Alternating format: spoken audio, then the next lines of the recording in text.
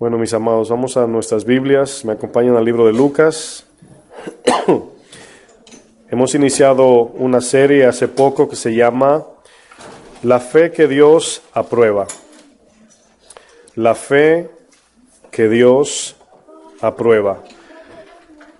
Como título de hoy, voy a hablar del siguiente tema. La fe que ve a Dios. La fe que ve a Dios.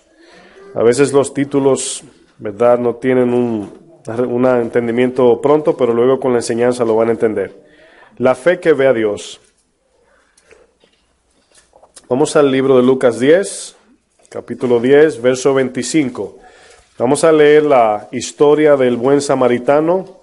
Al final la vamos a desarrollar. Lucas 10, 25. Dice, he aquí un intérprete de la ley se levantó y dijo para probarle, Maestro, ¿haciendo qué cosa heredaré la vida eterna? Él le dijo, ¿qué está escrito en la ley? ¿Cómo lees?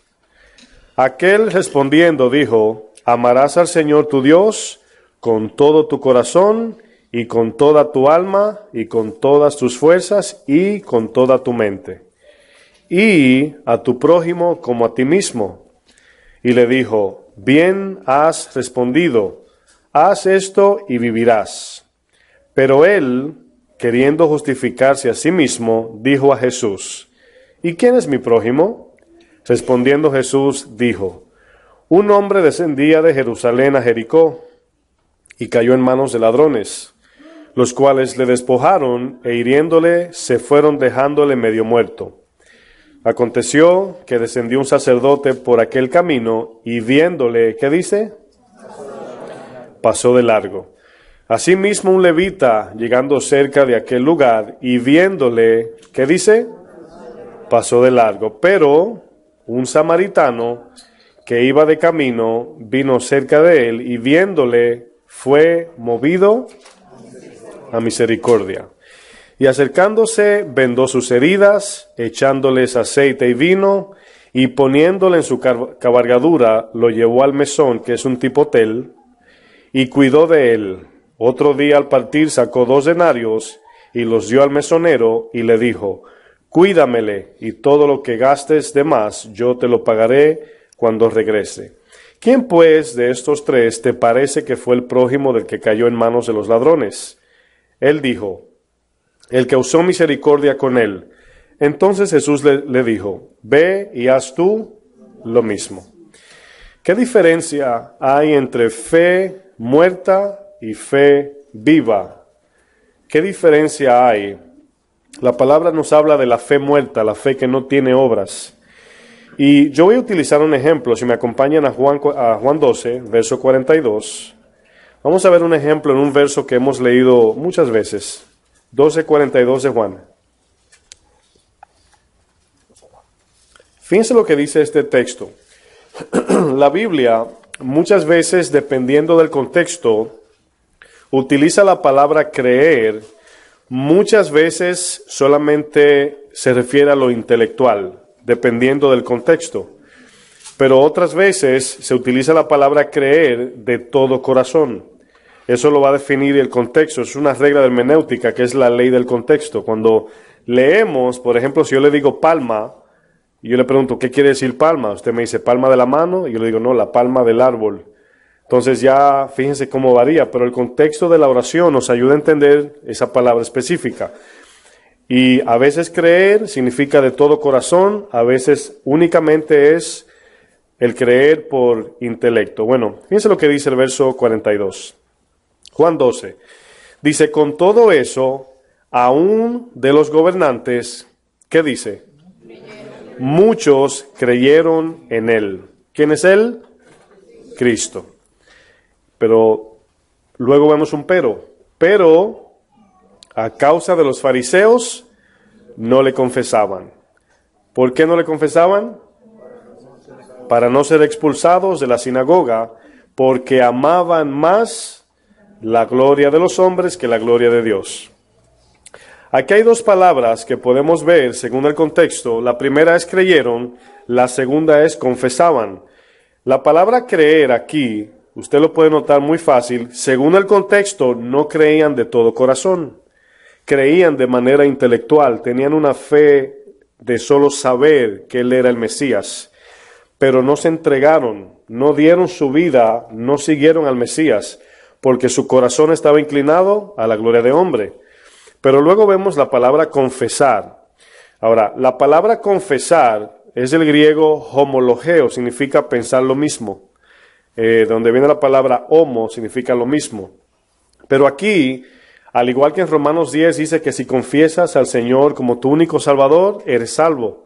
Entonces, muchas iglesias utilizan esto como solamente repite estas palabras. Y eso de manera mecánica no funciona, sino que aquí la confesión, según el contexto, lo que usted confesaba o al que usted confesaba como Señor, era literalmente su Dios. Y usted podía, en el tiempo del César, perder su vida por confesar a otro Señor que no fuese el César. Entonces, la palabra confesar tiene una implicación mucho más profunda que solamente decir en el nombre de Jesús, o yo soy cristiano, o yo te declaro en el nombre de Jesús. O sea, esas palabras son vanas si no provienen desde el centro de nuestro corazón. Bueno, nos damos cuenta solamente con este ejemplo de que podemos creer en Dios, creer en el Mesías, creer en la obra redentora, creer que solamente Él es el camino, la verdad y la vida. Pero falta un condimento, por así llamarle, para que esa fe sea perfeccionada, para que esa fe se consume. ¿Sí me doy a entender? Para que se complete la fe.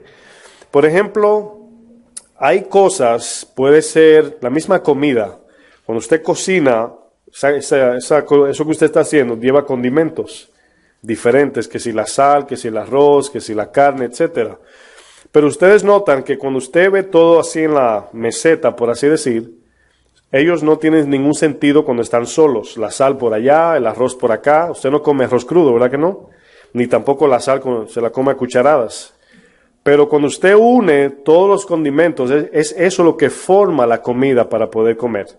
Bueno, similar es la fe. Ya hemos estudiado que la fe viene ¿por dónde?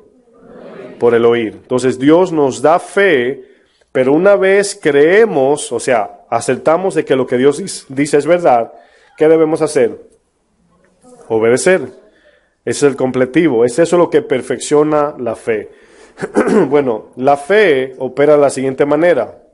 La fe entra por el oír, la fe se efectúa por la sumisión y la fe da vida al muerto cuando confesamos, Viene por el oír, se efectúa cuando nos sometemos a ella y nos da vida como muertos cuando confesamos. En otras palabras, cuando damos nuestra vida al Señor.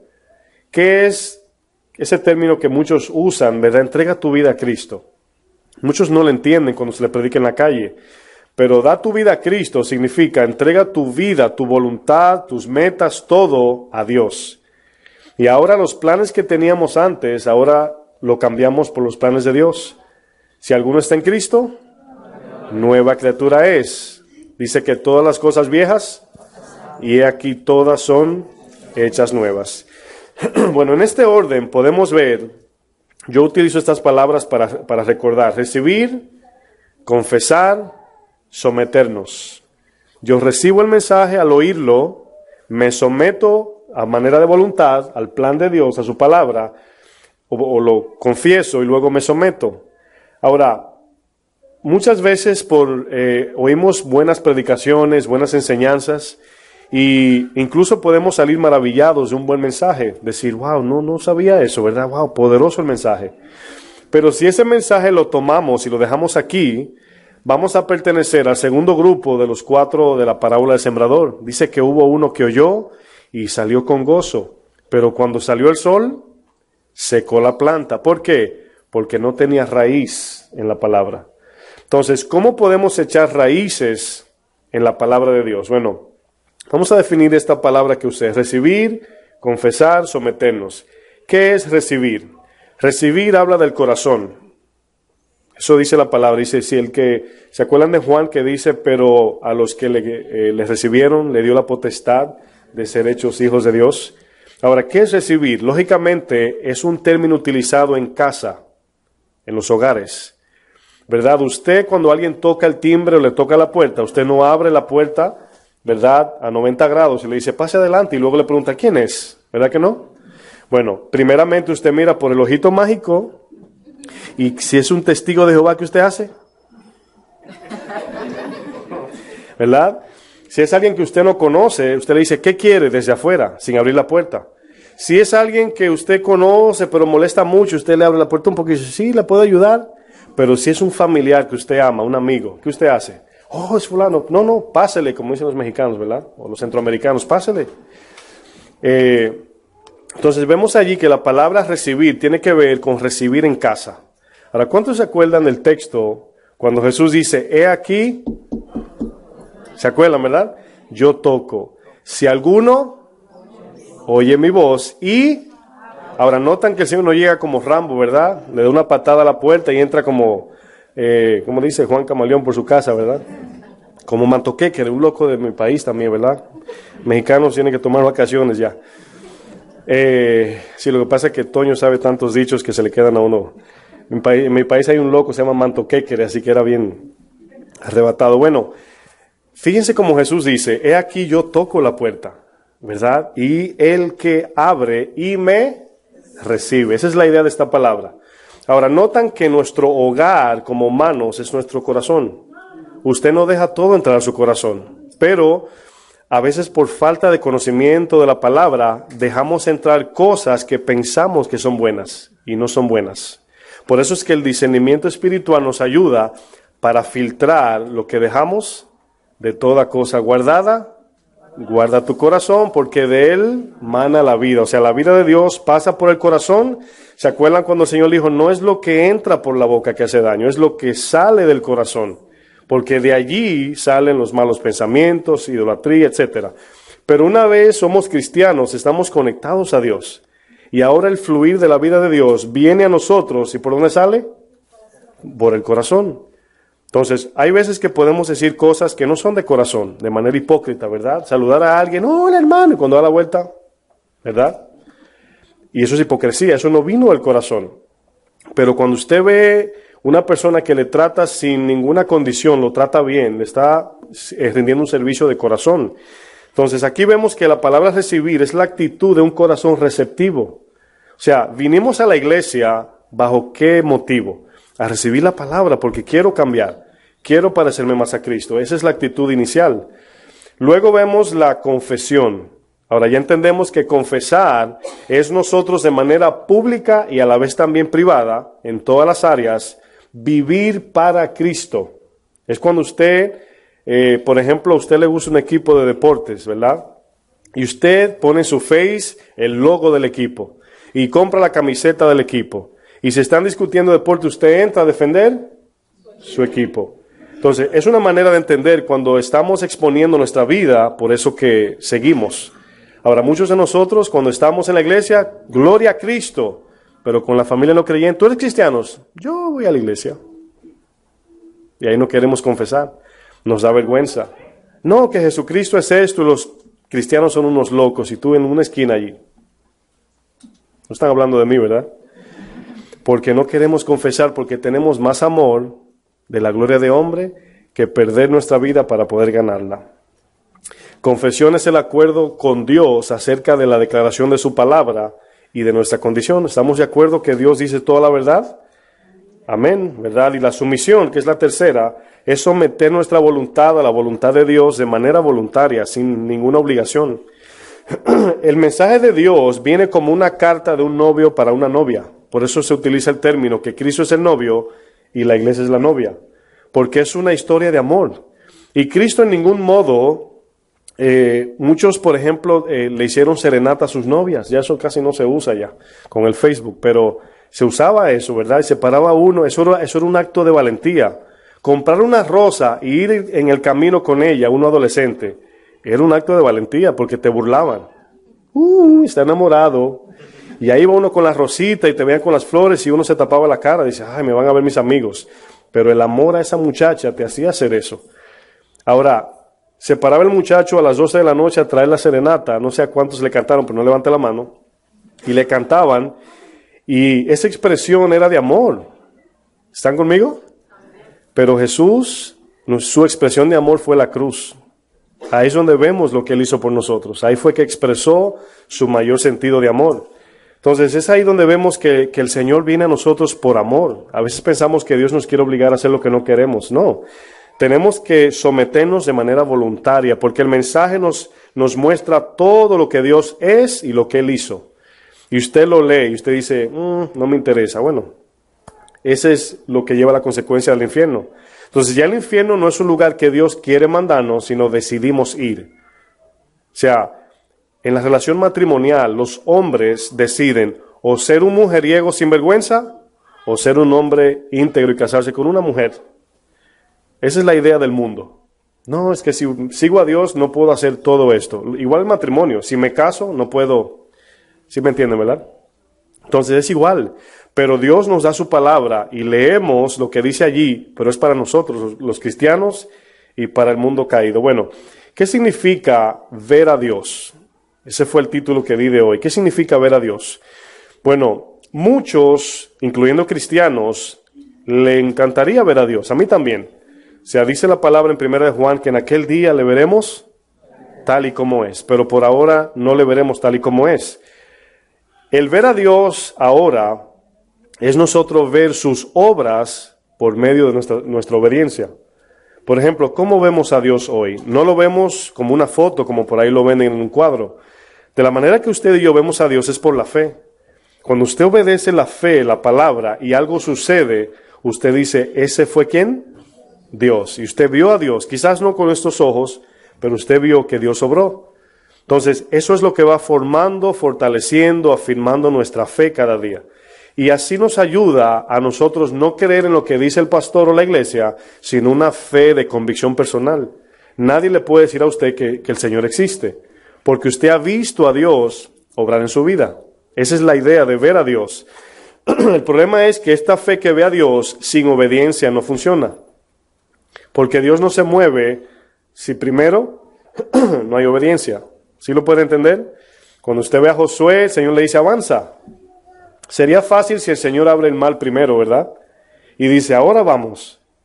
Pero había que ser de una fe de loco para decir, avancen. Y usted para la orilla del mar, avancen. Y usted así, Señor, ¿por aquí? Sí, por ahí.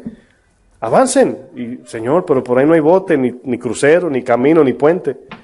Avancen. Por eso fue que cuando venía el pueblo de Egipto, el Señor le llamó la atención para verlo así. Le dijo, ¿por qué claman a mí? Avancen. Y Moisés miró adelante y luego le dijo, toma tu caña y abre el mar en dos. Ahora, lo leemos como una película y nos reímos. Gloria a Dios, pero imagínense eso, hermanos. A veces Dios te manda a hacer algo tan simple como predicarle a alguien. Tú, no, Señor, me va a hablar mal. A Moisés le dijo, abre el mar en dos. Eso es de locos. Digo de locos porque tú le dices eso a un no creyente y te dice, no, tú estás, ¿verdad?, fumado, no sé qué. Pero eso es de locos, hermanos. Es la fe que muchos le llaman locura, pero es de poder para salvación. Pero nunca nuestra fe va a ser así como la de Moisés si no tenemos esa relación personal, si no caminamos en obediencia, para luego de la obediencia ver a Dios obrar. Ese es el Dios que vemos. Ver a Cristo como modelo de vida, pero ver a Dios como nuestro Padre en medio de nuestras vidas. Porque nosotros imitamos a Cristo para ver al Padre. Dice que Cristo vino para mostrar ¿a quién? Al Padre, exactamente. Entonces, la fe práctica es mirar a Cristo, pero la fe se perfecciona en ver a Dios. ¿Sí se entiende lo que quiero explicar? O sea, cuando usted obedece es cuando ve a Dios obrar. ¿Cuántos piden milagros de rodillas sin obedecer y toda una vida nunca ven la mano de Dios? Ay, yo siento a Dios lejos. No, Dios está ahí. Él es omnipresente y vive en nosotros. Es nosotros que nos alejamos. Somos nosotros los que tomamos la decisión de alejarnos. Bueno, yo quiero enfatizar algo, y los que toman notas, muy importante. Quiero que miren para acá para que se le quede grabado. Obediencia, evidencia. Obediencia, evidencia. Tenemos el mal concepto de que la obediencia es voy a hacer algo para Dios. Obedece a Dios quiere decir voy al hospital a visitar a los enfermos. Y por eso es que caemos en obras de hombres, porque entonces la pregunta es, de dónde vino la fuente de poder, de amor y de vida para poder amar de manera incondicional. El libro de Primera de Pedro, 1, 22 y 23 dice, habiendo purificado vuestras almas por la obediencia a la verdad, y luego dice, para el afecto fraternal no fingido. Quiere decir que si usted no ama a su prójimo porque Dios le amó primero, el amor es ¿qué? Es fingido. Y fingido allí es que el amor del ser humano, el amor terrenal, es aquel que decimos, yo te amo, pero yo he dejado de amarte porque tú no me llamas. Ese es el amor del mundo. Pero Dios no es así, por eso nos manda a los esposos que amemos a nuestras esposas como Cristo amó a la iglesia. ¿Y la iglesia se porta bien? Entonces debemos amar a las esposas no cuando se someta, sino aunque no se someta, y no te acomodes por eso, ¿verdad? Sí, porque luego lo usa en contra mía, ¿verdad? Pero debemos amarla, ¿sí o no? Sin condición. Pase lo que pase, hay que amar. A veces tenemos conflictos, mi esposa y yo digo, Señor, pero dile algo. Y me dice, Señor, tú ámala primero. Y yo, Señor, pero dile algo. Y viceversa, ¿verdad? A veces ella tiene que someterse y dice, Señor, dile que me ame más. Y dice, no, tú sométete. Porque estamos allí con esa batalla de que cuando yo vea que Él me ame, inmediatamente, qué fácil es así, ¿eh? ¿Quién no se somete así? Pero en obediencia es donde vemos la fe. Entonces, fíjense cómo Dios opera. Cuando el varón ama a su esposa, la fe está operando allí. Porque la mujer ve el modelo de Dios y le es más fácil someterse. El varón, la mujer, cuando se somete en fe a Dios, el varón se anima más y sigue amando más y más a su esposa. Y es algo tipo reciclaje, ¿verdad? Allí nos amamos, ella se somete, pero todo proviene de Dios. Ella no se somete a mí por mí, sino por Dios. Y yo no la amo inicialmente por ella, sino por el Señor. Cuando yo amo a mi esposa, de manera, viniendo de Dios, cuando ella envejezca la voy a amar igual. Cuando se arrugue, ¿verdad? Cuando no se peine, sin el perfume, la amo a ella. ¿Sí o no? La amamos un poquito más cuando se arreglan, pero la seguimos amando igual. Pero es la verdad, es el amor que Dios pone en nosotros puro. Ya, mi amor, que luego me regaña. Obediencia a Dios, evidencia. Mi relación con Dios es lo que produce la evidencia. Se lo repito mucho para que se marque, porque es lo único que va a producir fruto. Obediencia a Dios significa buscarlo a Él, permanecer en Él, confiar en Él, obedecerlo a Él. Eso es lo que significa permanecer. Cuando eso se efectúa o se ejercita, entonces la evidencia es natural. El segundo mandamiento ya no viene a ser un mandamiento, viene a ser un fruto. El yo perdonar no es algo obligatorio, tiene que ser un fruto. Yo quiero perdonar. ¿Por qué? Porque al estar conectado a Dios, Él es el que produce en mí el querer como el hacer. Y si yo quiero, es más fácil que me obliguen cuando no quiero. Entonces ya no estoy haciéndolo porque me obligan. Bueno, vamos a Santiago 2, verso 14. Vamos a hacer un ejemplo ahí.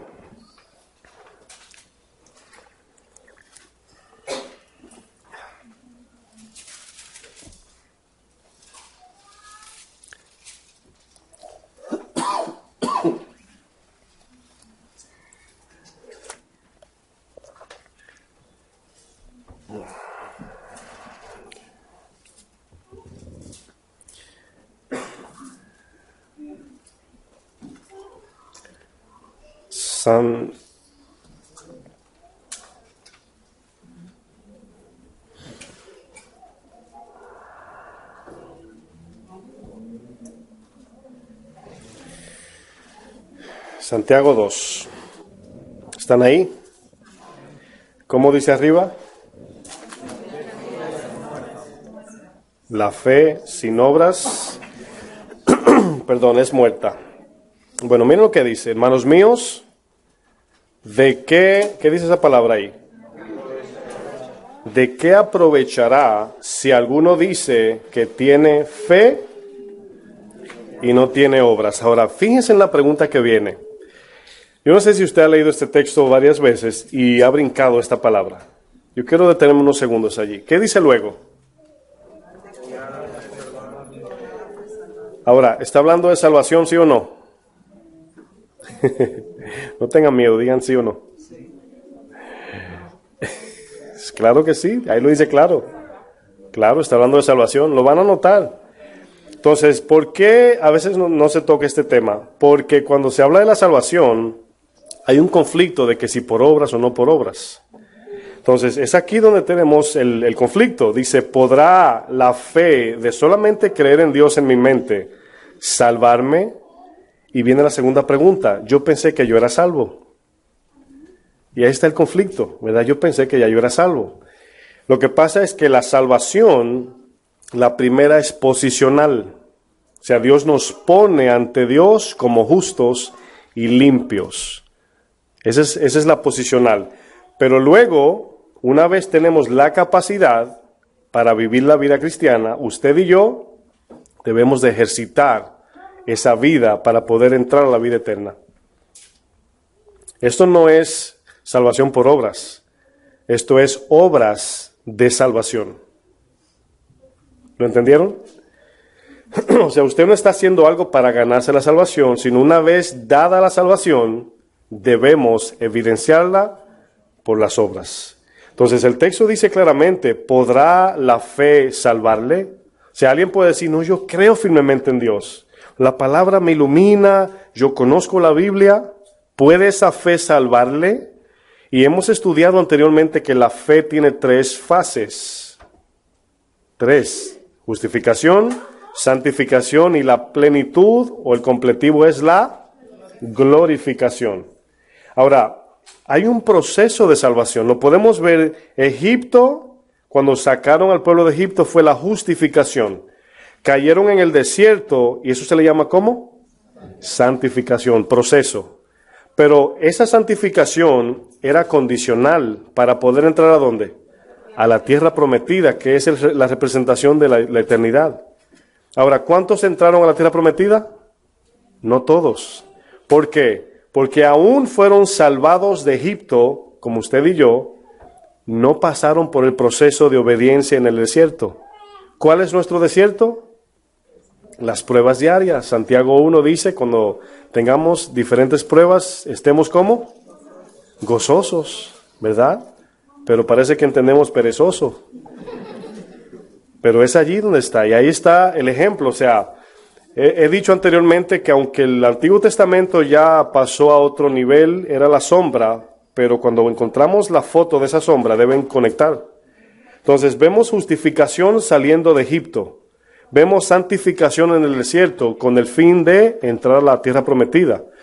Ahora, ¿qué fue lo que permitió que el pueblo entrara como Josué y Caleb y los hijos? ¿Saben qué fue? De que ellos confiaron en Dios y su fe era activa. Todo lo que ellos creían llevaba vida en sí, obediencia, pero ellos se quejaban. Ahora, ¿ellos creían en Dios todos?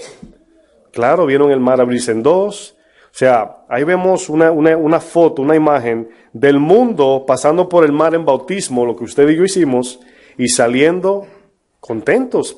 ¿Cuántos predicaban el evangelio que ponía a todo el mundo loco? Hemos dicho eso muchas veces, pero luego entramos al desierto y como que se apaga ese amor.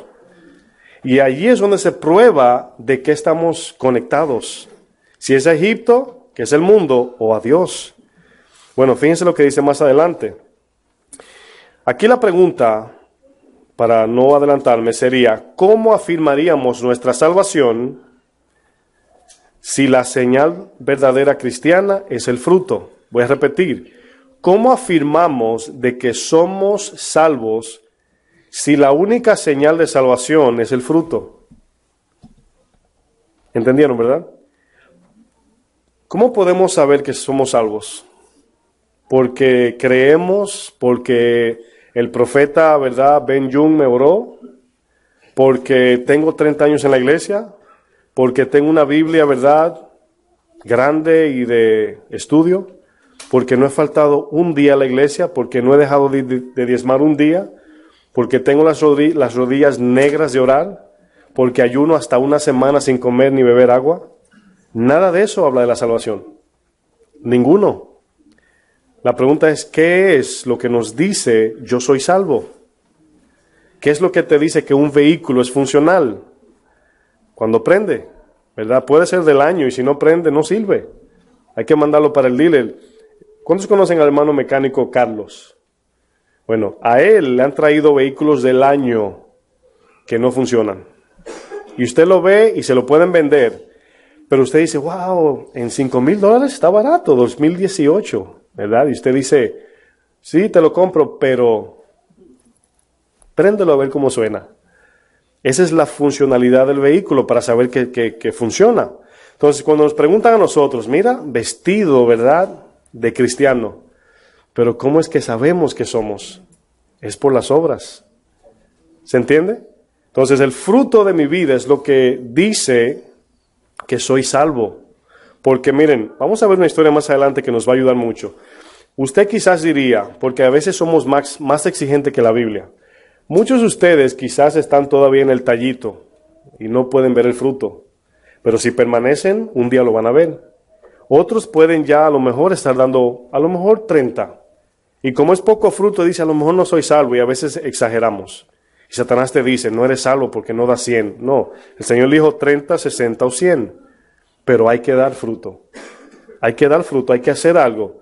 Pero parece ser que cuando el predicador le dice, hay que llevar fruto, la gente que dice, ok, voy a llamar a una enemiga mía para pedirle perdón, voy al hospital, voy a la cárcel, y comenzamos a hacer obras horizontales. Mientras que para dar fruto significa buscar su presencia para que Él me transmita la vida y me dé la sabiduría, la dirección, el poder, etcétera, para que luego mis obras sean evidencia nada más. Porque si tenemos que hacer sacrificio para perdonar, todavía estamos en el Antiguo Testamento. O sea, Dios nos ha dado la capacidad de perdonar queriendo.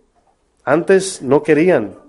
Dios nos ha dado la capacidad de ofrendar queriendo y contento, porque Dios ama. Esa alegría la pone Dios allí. Antes era, ay Señor, los últimos $20, ahí están. Entonces ya sabemos que esa ofrendar no vino del Espíritu, vino de tengo que ofrendar porque el pastor me miró mal y cuando tiré los 20 como que no le gustó mucho. No, nos adaptamos al sistema de la iglesia y no lo que Dios manda. Y no tenemos una relación. Bueno, fíjense lo que dice. Juan 15:6, si me acompañan. Vamos a usar ejemplos de referencia. Juan 15:6.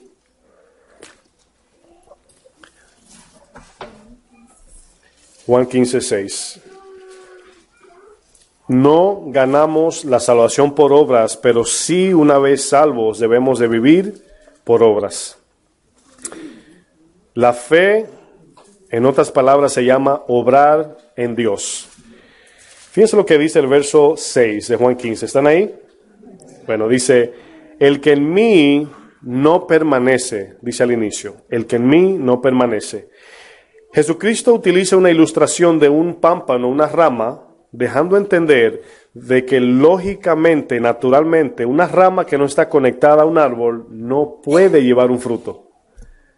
¿Sí lo entendieron? O sea, es lógico entender eso. Pero él utiliza una rama dejándonos saber de que nosotros, como tenemos una voluntad, debemos de permanecer en la vid para poder llevar fruto. Si nos ponemos en el lugar de una rama, pregúntese qué usted y yo hacemos para producir el fruto. ¿Qué hacemos? Sí, hacemos algo. Permanecer. O sea, no hacemos nada sin producir el fruto. Incluso Juan 15 dice para que llevéis, ni siquiera producir, porque el quien produce es Él, para que llevéis. Entonces, ¿qué pasa? Dios, cuando nos salvó, nos unió a la vid. Esa es la primera salvación, justificación, nos unió. Ahora tenemos la capacidad de usted y yo permanecer allí. Esa es la obediencia, conectados a Dios en mente. Ya leímos el buen samaritano, ¿verdad? Mente, corazón, fuerzas, en todo sentido. El yo permanecer, por consiguiente, va a producir fruto.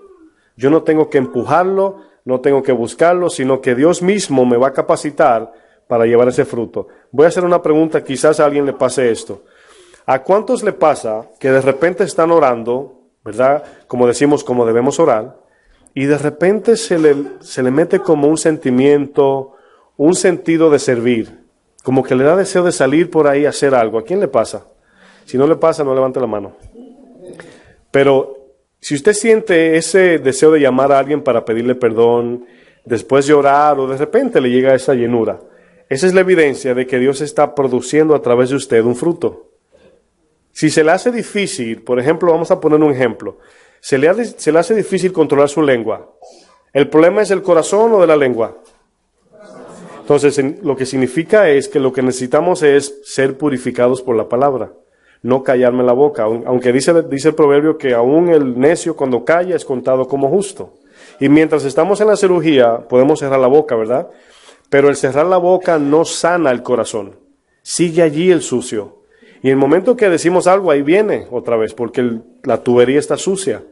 Mientras que cuando Dios obra en nosotros, purifica nuestro corazón y al hablar es natural que va a salir. Usted no tiene que decir, ay, verdad que soy cristiano, ¿verdad? No debí decir eso. Se me salió, ¿verdad? ¿Pero de dónde? Del corazón. O sea, no se le salió del vecino, se le salió de adentro, ¿verdad? Es como cuando antes visitábamos en mi país amigos.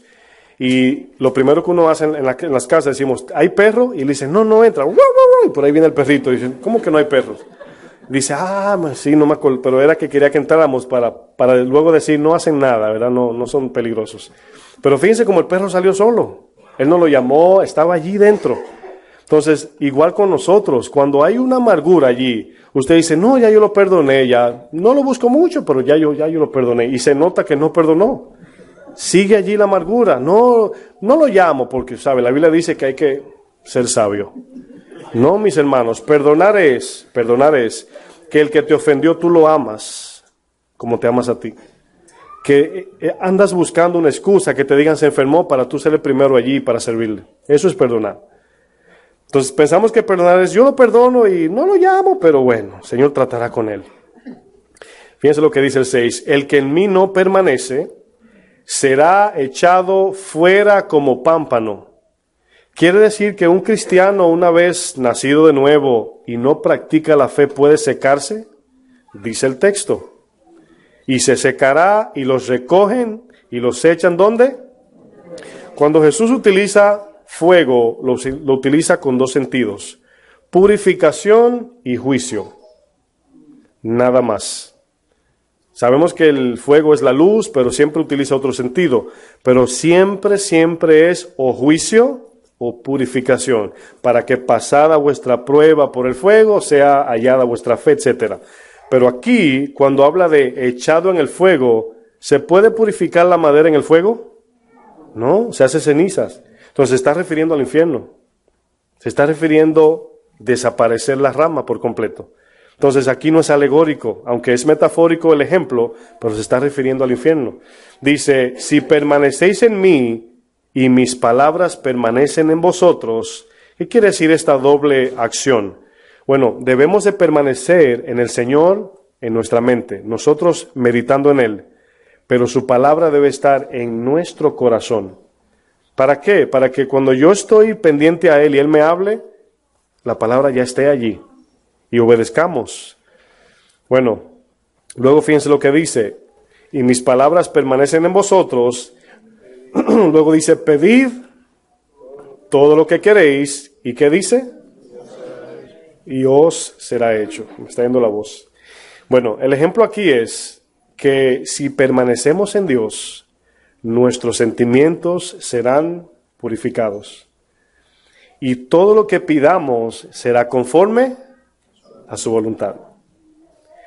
Cuando usted y yo, a manera de obediencia, vivimos buscando a Dios, nuestro corazón es limpiado por la palabra. Las intenciones son cambiadas. Ese es el trabajo del Espíritu. Cuando pedimos, yo sé que cuando vinimos al Señor, a lo mejor muchos pedían cosas. Y creo que a medida que van entendiendo, ya no tanto piden cosas, sino piden lo espiritual. Porque se han dado cuenta, por el Espíritu, quien pone el sentir, dice Romanos 8, que no sabemos pedir como conviene, pero el Espíritu nos pone el sentir, comenzamos a pedir las cosas de arriba. Y en muchos de nosotros no llega la bendición por el mismo orden que usamos. Ponemos la bendición delante y lo espiritual detrás. Y el Señor dice primeramente lo espiritual y lo demás será añadido. ¿Verdad? Es consecuencia de. Bueno, en esto, dice el texto, ¿es glorificado quién? ¿Quién? En que llevéis ¿qué? Y seáis así mis discípulos. Bueno, vamos a volver a Santiago 2:15.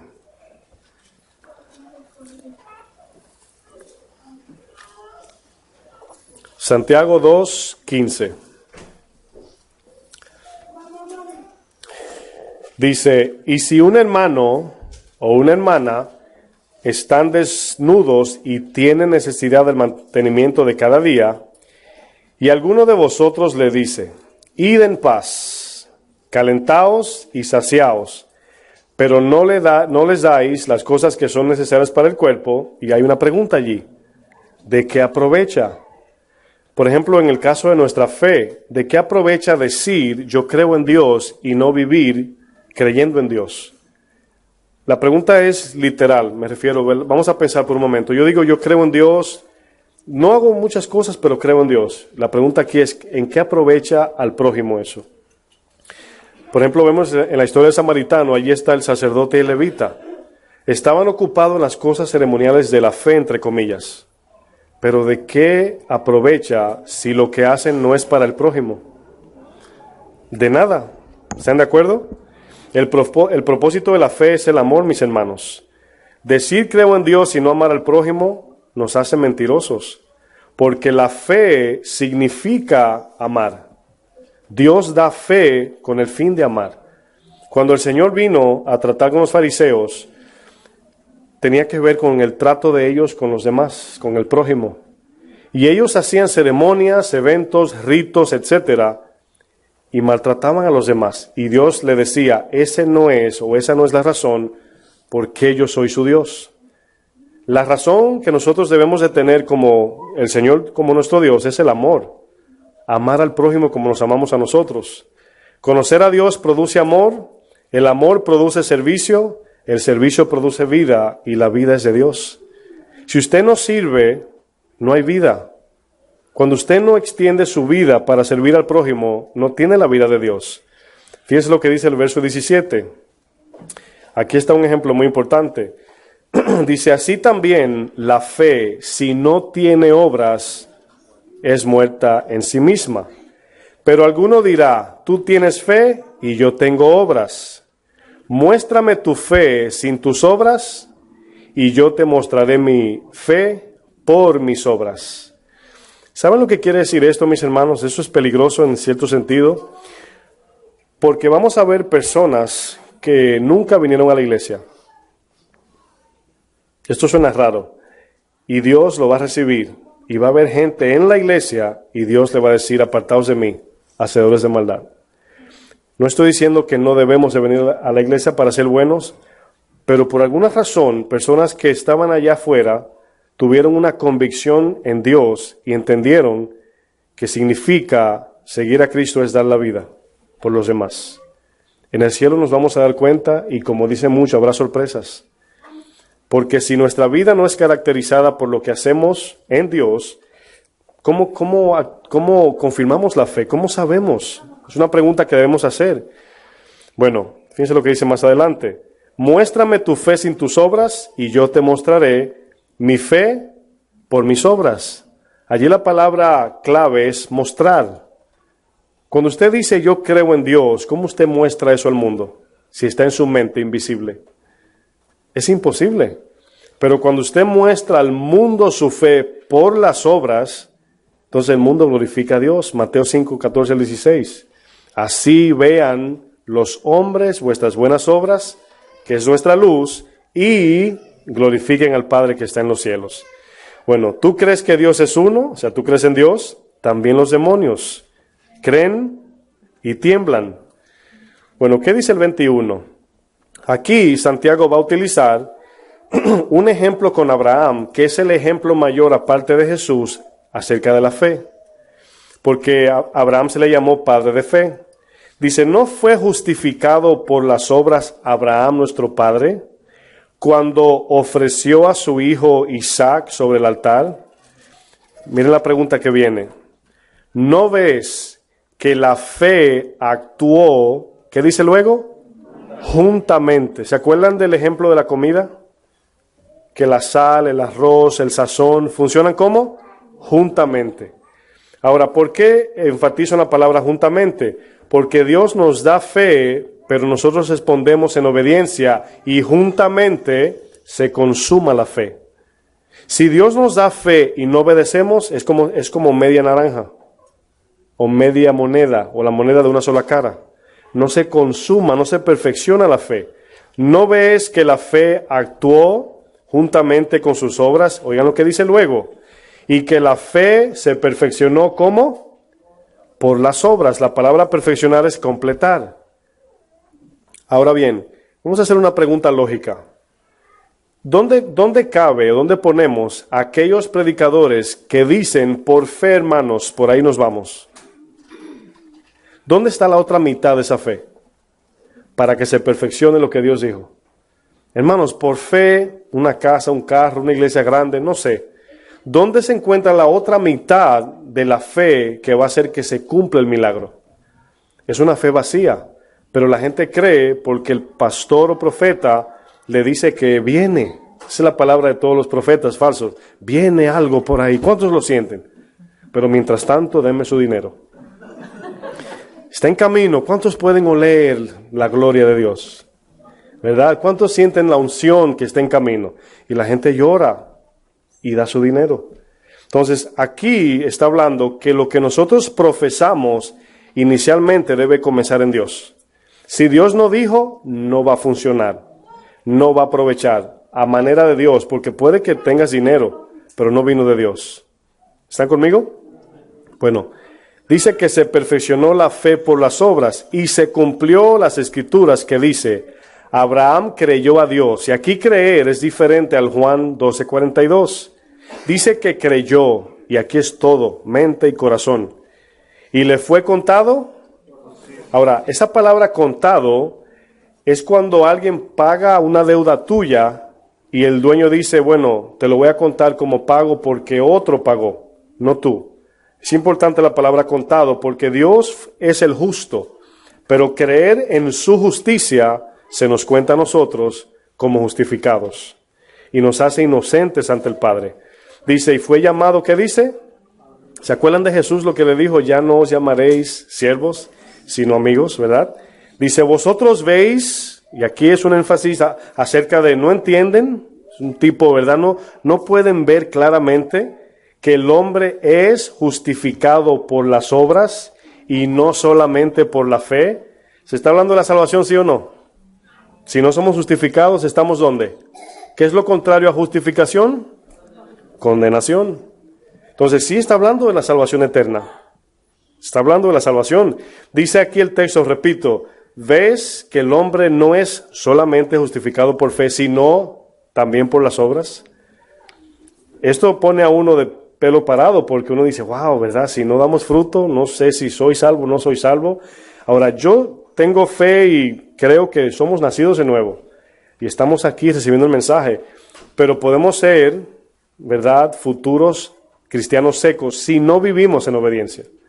Se comienza a secar nuestra vida y lo último es lo que llamamos apostasía. Porque comienza a secarse y comienza el mundo a ofrecernos cosas. ¿Y qué decidimos? No recuerdo si fue Dídimo o Demas, no recuerdo, si alguien se acuerda me lo tira por ahí. Que Pablo dijo, me abandonó, creo que Demas, amando más este mundo. ¿Cómo se llama eso? Apostasía. Dice amando más. Dicen muchos por ahí, no, pero no perdió su salvación porque lo que fue, ¿verdad? Luego no sé. Pero dice el texto amando más. Y la palabra dice que el primer mandamiento es amar a Dios sobre todo. Y a veces nos confundimos con eso. Fíjense lo que dice el ejemplo de Rahab. Dice, así también Rahab la ramera. ¿Por qué dice ramera allí?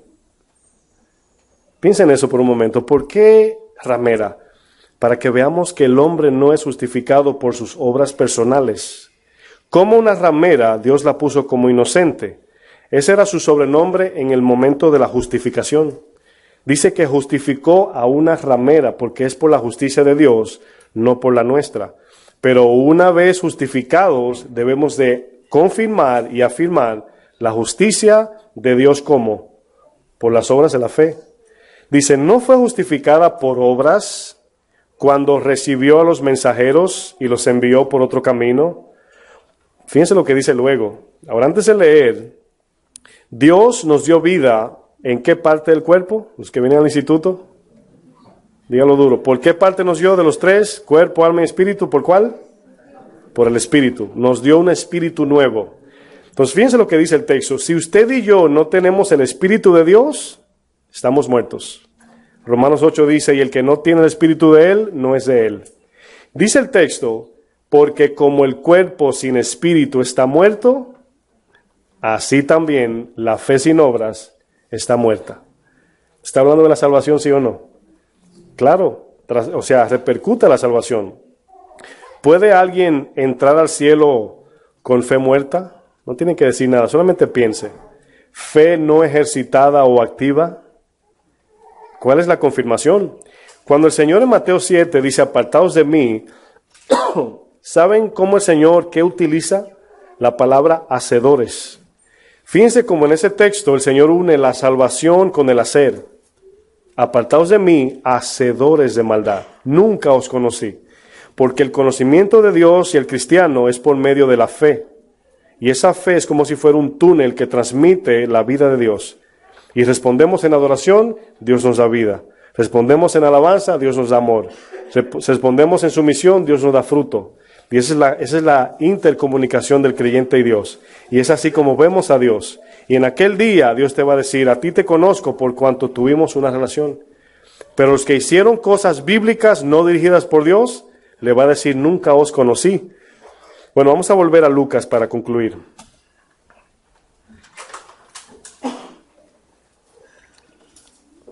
Es peligroso fe intelectual, amados, muy peligroso. Y les soy sincero, cada día yo digo, Señor, que no caigamos en ese confort de solamente saber. Hay que orar, miren, yo no sé si a usted le agrada esto, pero a veces me siento como duro de corazón. Como a veces, no sé, como digo, Señor, hay tanta necesidad y como que a veces se me olvida. Como que no ando con esa carga. O sea, usted tiene un hijo enfermo y usted no duerme, ¿sí o no? Usted no está tranquilo. Y yo he cambiado un poco mi oración y le pido dolor a Dios. Y para usted quizás sea muy escandaloso esto, pero amor sin dolor no es amor. Dice el texto, ¿el amor qué? Todo lo sufre. Y si yo no siento sufrimiento por el caído, no tengo amor de verdad. Porque el amor es lo que nos mueve a amar. Cuando una madre da luz, ella dice, no importa, yo aguanto el dolor por amor a su hijo. Entonces, cuando es un amor que no duele, no es que lo esté mandando a sufrir, pero que Dios ponga ese sentir de las almas perdidas, del necesitado, de la necesidad en la iglesia, porque si estamos sin dolor, puede que esté nuestra conciencia cauterizada y endurecido nuestro corazón. Y solamente nos enfocamos en el yo, y a mí me está yendo mal, y Dios le pedí esto, pero no me lo ha dado. No te lo ha dado porque somos túneles, no cisternas. Somos túneles de bendición, canales para dar. Y por medio a esa función, ahí está el sentido de vida, ahí está el gozo. Por ejemplo, hablamos de ofrendar al necesitado. ¿Cuánto se siente bien cuando dan? Es natural, hermanos. ¿Por qué? Porque ahí hay un fruto de generosidad. Lo que nunca debemos hacer es refugiarnos en eso y ignorar el pecado. Porque nos engañamos, ¿verdad? Pecamos y hacemos cosas para calmar la conciencia. No, debemos estar a cuentas con Dios. En toda la Biblia, primero es arrepentimiento, relación, obediencia y fruto. Siempre es así. Si no funciona así, no es de Dios, es de nosotros. Bueno, fíjense el verso 25 ya para concluir. Dice, he aquí un intérprete de la ley se levantó y dijo, para probar al maestro, dice, haciendo qué cosa heredaré la vida eterna. Aquí hay dos conexiones. Número uno, otra vez aparece la palabra hacer. Y le pregunta algo acerca de qué? De la salvación eterna. ¿Lo pueden ver? Ahora, ¿no lo dije? Lucas 10:25. Sí, claro que lo dije al inicio del servicio. 10:25, sí. En ese verso, otra vez voy a conectar el hacer con la salvación. Repito y enfatizo, no tiene que ver las buenas obras con ganar la salvación, sino más bien la evidencia de que soy salvo en el Señor. Dice, haciendo, aquí el intérprete pregunta a Cristo, al Señor, haciendo qué cosa heredaré la vida eterna. Y fíjense lo que le dice el 26, él le dijo, aquí Jesús, ¿qué está escrito en la ley? Y luego le dice, ¿cómo lo interpretas? ¿Cómo lees? ¿Verdad? Ahora, ¿por qué Jesús no le dice inmediatamente, bueno, no puedes ir al cielo por obras? ¿Al cielo se va por obras, sí o no? Sí, por las obras de Cristo. Ya se van a poner que no van a decir nada. Sí se va por obras, por la obra de Cristo en la cruz. Ahora, por nuestras obras no. ¿Por qué dije eso así? Para que nosotros hagamos obras en Dios para entrar al cielo. Por eso, cuando el Señor recibe a un cristiano en el cielo, ¿qué es lo que dice la Biblia? Yo quiero que piensen en eso. ¿Cómo le dice cuando lo recibe? Ayúdeme.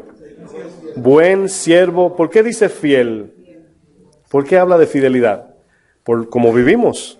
Él no dice, buen siervo, Cristo te salvó, éntrale, que ya Él pagó. No, buen siervo y fiel, porque le encargó algo. Y ahí está la obra otra vez, pero es una vez salvos, no antes de. Una gente no creyente no puede decir, ¿sabes qué? Voy a hacer todo esto para que Dios me deje entrar al cielo. No entra. Pero una vez recibe a Cristo y lo reconoce como el único que hizo la obra justa, entonces Dios nos da el poder para vivir por medio de esa fe. Esa confianza es la que nos llena del poder de Dios. Cuando usted va a obrar, oiga bien, se lo voy a decir así. Cuando usted va a dar una ofrenda, vamos a hablar del dinero. Usted va a dar una ofrenda no a la iglesia, a un necesitado. Y usted va en su mente. Fíjense que Pablo dijo, yo sirvo a Dios con la mente, ¿verdad? Entonces dice, wow, voy a dar ese dinero, pero yo sé que es de Dios. Yo sé que esto no me pone, no es que a Dios no le agrada, luego lo voy a explicar, sino esto que estoy haciendo no me pone a mí en la lista 1A con Dios. Yo sé que Dios me da el privilegio de dar. Fíjense cómo esa actitud de dar, Dios la recibe como un fruto, porque la intención fue de Dios. Pero usted dice, voy a dar $1,000, me aseguro en su mente, seguro que nadie le ha dado 1,000 nunca. Aunque usted le pase el dinero, Dios bendijo a esa persona, pero no se lo cuenta a usted como justicia. Ahora, ¿ven lo sabio que es Dios? Usted puede ofrendar aquí $1,000,000 y nosotros nos gozamos con ese dinero, la iglesia, que todo esto, pero usted aparece en el cielo como un cero. Señor, pero yo di. No me diste como yo te enseñé o como Cristo dio. Ahora, ¿ven la diferencia de dar? Y no solamente eso, el servir. Muchos dicen, no, yo quiero servir en la iglesia. ¿Cuál es la intención? ¿Una respuesta de gratitud o quiero sentirme útil? Esa es la diferencia, hermanos. Y aquí está la obra. El verso 26, Jesús le dice, ¿cómo interpretas la ley? ¿Cómo se interpretaba la ley? Yo hago, merezco y Dios me da salvación. Esa es la idea de la ley. Pero ¿cuál es la de la gracia? Dice que cuando al que obra no se le cuenta como gracia, sino como deuda.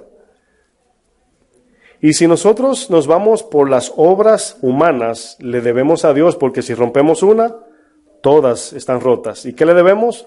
La perdición eterna, porque no podremos pagar ni uno como Dios cobra. ¿Cómo se dice? Divisa, ¿verdad? Al dinero. La divisa del cielo no es con el que usted ve aquí, es sangre de Cristo. Esa es la divisa del cielo. Cuando usted dice, Señor, eso lo hice yo, y te dijo, ¿de dónde sacaste el dinero? No, Señor, yo tenía en el banco Chase o en el Citibank, ¿verdad? Ofrendé mucho, dice, ¿no? Aquí la divisa que funciona es la sangre de Cristo. Y solamente viene de Él. Dice el texto, respondiendo dijo, ahora quiero que no olviden que Jesús no lo contradijo, sino se fue a la realidad. Le dice, ¿cómo entrarás? Número 1, vamos a ver obediencia. ¿Se acuerdan? Obediencia, evidencia. Amarás al Señor tu Dios con toda tu voluntad, con todos tus sentimientos, lo estoy traduciendo, y con todas tus fuerzas, ahí está el servicio, y con toda tu mente la meditación. Mi voluntad le pertenece a Dios. Mis sentimientos le pertenecen a Dios. Mis fuerzas para servir a Él le pertenecen y mi mente de Cristo a su palabra le pertenece. Ese es el primer mandamiento. A eso se le llama obediencia. ¿Qué sigue luego? Y a tu prójimo, ahora, como a ti mismo. ¿Por qué te amas como debes amarte? Porque nosotros le amamos a Él, porque Él nos amó primero.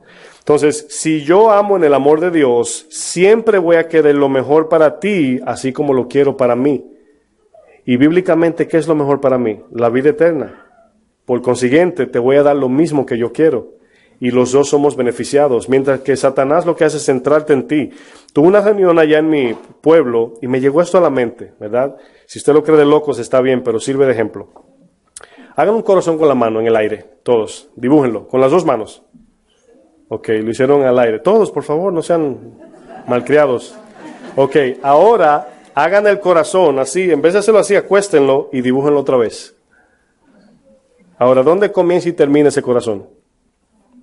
Comienza en mí y termina en mí. Ese es el amor del mundo, el de San Valentín. El egoísta. Ay, ¿qué me traes? ¿Qué me regalas? El 14 de febrero, no me llamen que nadie me regaló nada. Todo centrado en el yo.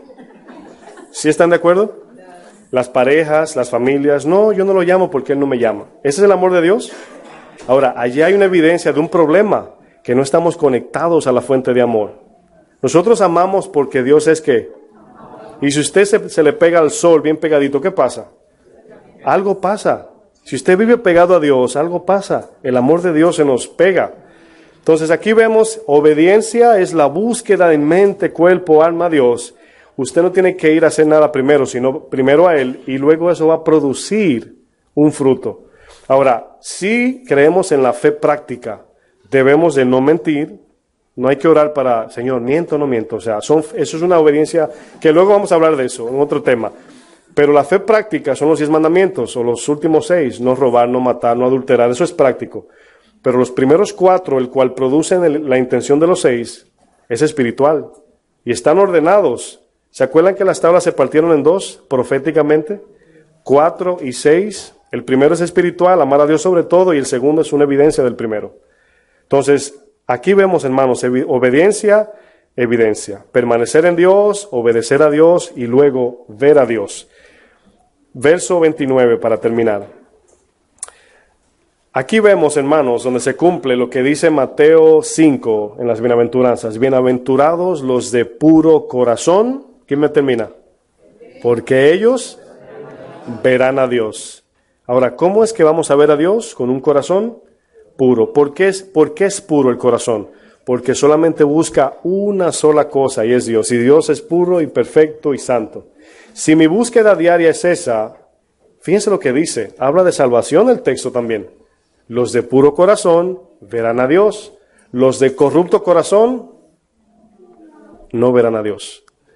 ¿Se entiende, verdad? Verso 29 dice, pero él, aquí el intérprete, queriendo justificarse a sí mismo, acuérdense que es aquí donde viene el yoísmo, ¿verdad? No, yo puedo, yo soy bueno. Dijo a Jesús, ¿y quién es mi prójimo? Ahora esta pregunta lleva trampa, ¿verdad? Respondiendo Jesús dijo, no le dijo ni tú, ni yo, ni tu vecino, ni nadie. Le hace una historia en la cual él se encuentra. Lo pone en la historia y le dice, un hombre descendía de Jerusalén a Jericó y cayó en manos de ladrones, las cuales le despojaron e hiriéndole se fueron, dejándole medio muerto, en otras palabras, herido. Aconteció que descendió el ungido del Señor, el sacerdote, por aquel camino y viéndole, muy importante esa palabra, porque no fue que no lo vio, pasó de largo. Asimismo un levita, cuando llegando cerca de aquel lugar y viéndole, pasó de largo, pero un samaritano, el cual eran enemigos, los judíos de los samaritanos, no todos los samaritanos de los judíos, que iba de camino, vino cerca de él. ¿Y qué dice luego? Y viéndole también, fue movido a misericordia. Ahora, ¿cuántas veces vemos una necesidad y decimos, bueno, ¿verdad? No puede uno ser Superman. Y siempre tenemos la excusa de hacer un bien y volteamos los ojos. Y yo le voy a decir algo. Yo lo he visto en el poquito caminar que tengo. Todo lo que viene a nuestra vida es una elección izquierda o derecha, bien o mal, vida o muerte, maldición o bendición. Usted puede ignorarla y cerrar el cielo. Hoy se abre el cielo con los diezmos, según los pastores. Diezma y verás, pruébame en esto, y abriré las ventanas de los cielos. Y todo el mundo está allí echándole la canasta, pero sigue chismoseando, enemigo de la familia, no le predica, etcétera, etcétera, ¿verdad? Pero ¿de verdad sí se abre el cielo con los diezmos? Ahora ya saben que no es bíblico. ¿Cómo se abre el cielo, hermanos? Es en obediencia, es el canal abierto para que Dios fluya. Así será mi palabra, no volverá a mí, así no hará lo que yo quiero, pero por el que se abre. Dice que cuando el Señor iba a destruir el mundo, en Génesis 6, vio gracia en Noé. En otras palabras, ay, mira, una oportunidad, un túnel abierto. Y por ahí vino el arca, y se salvaron 8, el cual usted y yo somos familia de Noé por generación. Y luego cuando el Señor veía que se iba, levantaron un rey, no sirvió, pero halló gracia en David. Y siempre el Señor buscando, por así decir, una excusa para bendecirnos.